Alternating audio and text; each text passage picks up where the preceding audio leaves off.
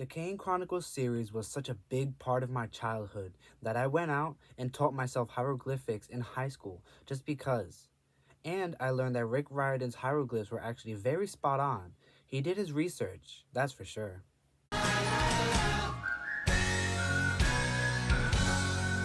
One thing I will always credit Rick Riordan with is that he knows how to take all the interesting and boring bits of history and weave it into something not only tangible, but living. He makes mythology and history digestible to the point where you want to go out and do your own research.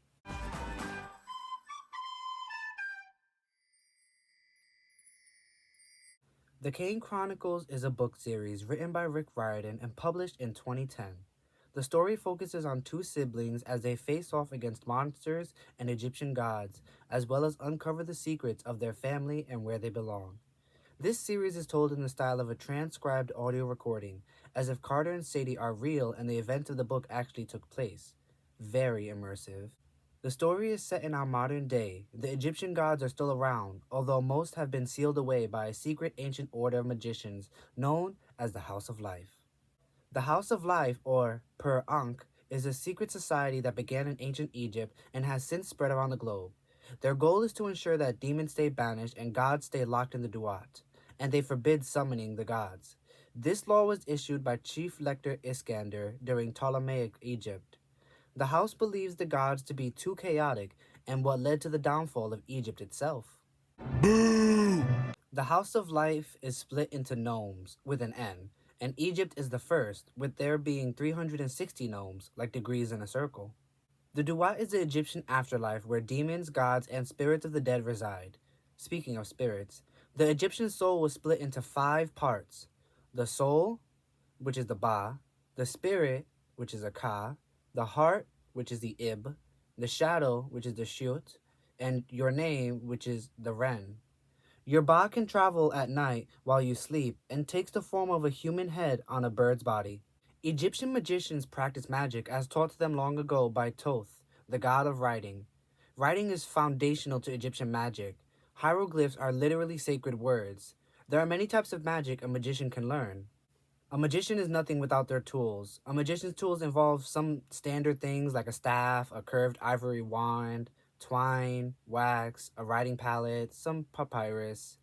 A wand is for defensive magic, and a staff is for offensive magic. Sometimes a magician may want to use a weapon like a khopesh instead of a staff. Ancient artifacts and modern objects resembling Egyptian symbols are another sacred tool to magicians. They contain the residual energy of ancient Egypt and can be used for all kinds of things, like opening portals, summoning gods or demons, banishing gods or demons. The Washington Monument, for example, is the largest source of ma'at in the whole continent of North America. What's up? Here is a lengthy list of some magical specializations that one can master in the House of Life. Combat magic utilizes weapons with magic to fight enemies. A charm maker uses magic infused with symbols to cast spells. Statuary magic involves the use of Shabti figurines to cast spells of various kinds. Healing magic is pretty self-explanatory. Those who follow the path of the gods learn healing through Sekhmet, a goddess associated with disease and medicine. Storm magic is also exactly like it sounds. It is also a type of chaos magic associated with the god Set. Necromancy allows a magician to commune and manipulate the dead, as well as mastery over death magic. Elemental magic uses a mastery over one of the 5 elements: water, fire, earth, air, and cheese. Divine words is about using hieroglyphs to cast spells directly. The most powerful magicians can simply speak them into existence. Diviners is a rare gift to be able to see the future.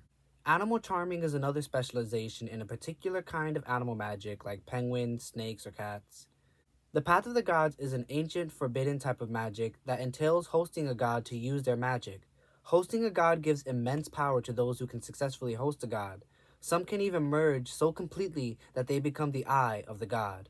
Those with the blood of the pharaohs, descendants of the dynasties of ancient Egypt, have the best luck with hosting gods. Cleopatra VII was the last to try to do so, hosting Isis and dying as a result.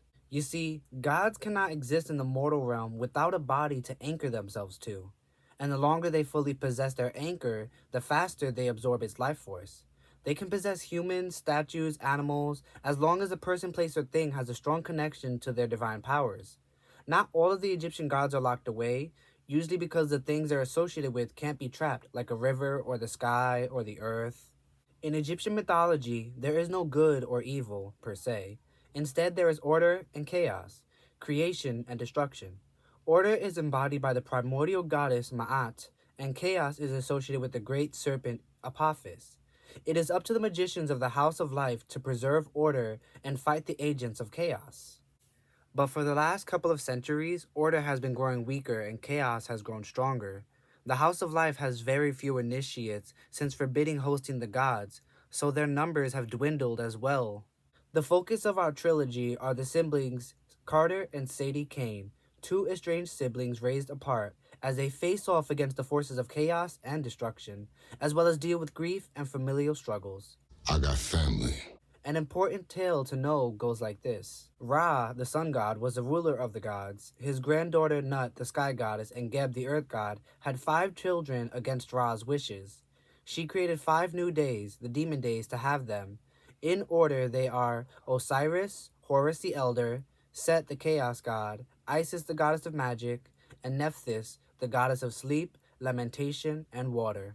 When Osiris was ruler, Set killed him, and after many fights, Osiris and Isis' son, Horus, took up the role of pharaoh. Set has his own son, Anubis, sired with Nephthys. Osiris became ruler of the dead after he was imprisoned by Set. The stories of the gods are varied and can be confusing, but it is explained that gods inhabit bodies to live out on earth. When the gods first came about, they were all siblings. In their next life, Osiris and Isis were husband and wife, and Horus was reborn as their son. The gods repeat these patterns over many eons, reliving the same quarrels and battles, showing the same pettiness. They don't really change. That's only capable through humanity. Shit, here we go again. All this and more, Carter and Sadie will have to learn if they hope to stand against Isfet, or chaos. They will have to break the rules and sacrifice much in their journey. We will see if they have what it takes, or if the weight of the world is just too much for 2 siblings who barely know each other.